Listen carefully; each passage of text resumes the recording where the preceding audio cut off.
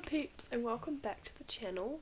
It is sunrise and it's so pretty.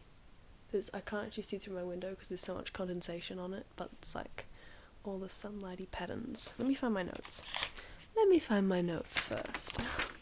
Today, as you can tell from the title already probably, I'm going to be reviewing my first book. And basically just what I learned from writing my first book. Pretty sure I wrote this when I was 14 or 15.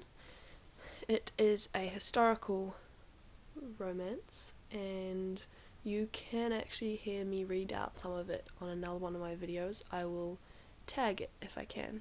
Yeah, let's just jump right in to what I learnt from writing this book. First of all, like, the length of this book is pretty short, which is understandable because it's my first novel. I think it was like less than 100 pages long. Most of these are problems that I had with it. We'll go into the negative things first and then try and end on a happier note. First point, I had a main character who just got bashed around by the plot. My character was kind of like a pushover, and she basically, like, stuff would happen in the plot and then she'd just flail around. So I don't think that was a very ideal way to write my main character. She didn't really put anything into the story. The story was just throwing her around where it wanted. The plot was a little bit unbelievable. To be expected.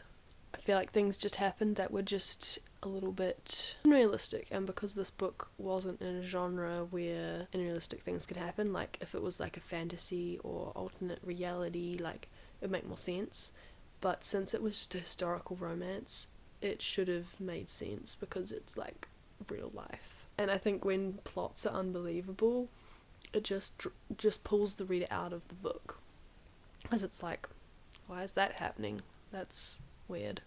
My character was maybe a bit inconsistent. Basically, she was like terrified of everything, but then suddenly she'd go and do something that no person in their right senses would do because it's like crazy. And so it just didn't make sense. There were plot points for no reason. There was just stuff that happened that didn't get resolved, or things that I just threw in there that didn't really serve any purpose. It was just because I felt like writing it.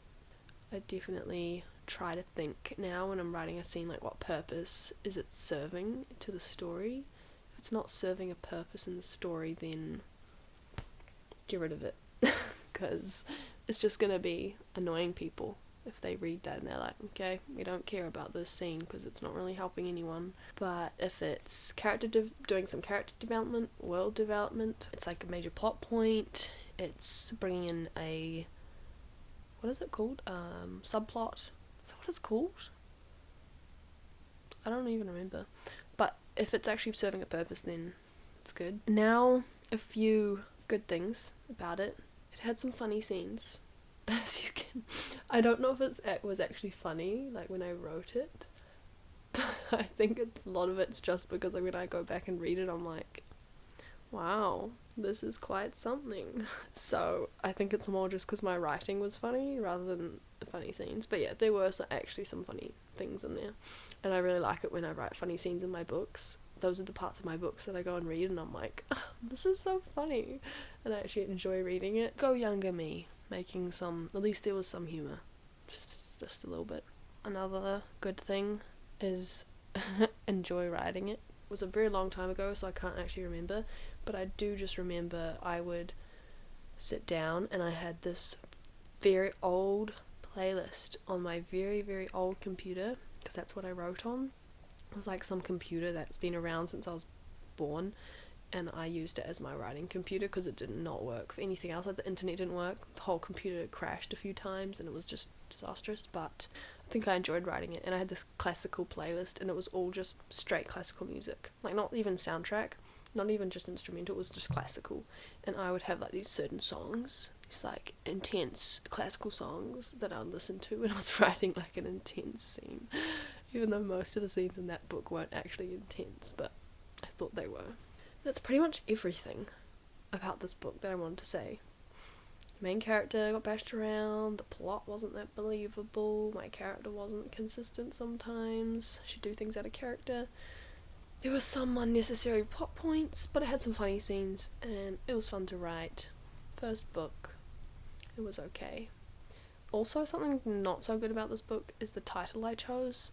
It was called A Journey for Her, and the first title that I chose was actually The Happenings of Miss Langdon, and everyone told me no, that's not a good title.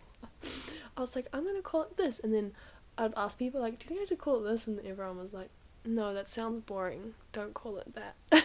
So I called it A Journey for Her, which in all honesty isn't that bad. It kind of sounds like one of those really cringy books that like have those like Love's Last Whisper, or like, you know, those sort of book titles. That's what it kind of sounds like to me. That was my review of my first book. I will likely do a review for the second and third book, probably not the fourth, because that's the book I might publish, so won't do a review of that. We'll just publish it and you guys can review it. That's all for today. I hope you guys enjoyed this little review and maybe learned something from my mistakes. I hope you guys all have a wonderful day, and yeah, I'll see you in the next video. Bye.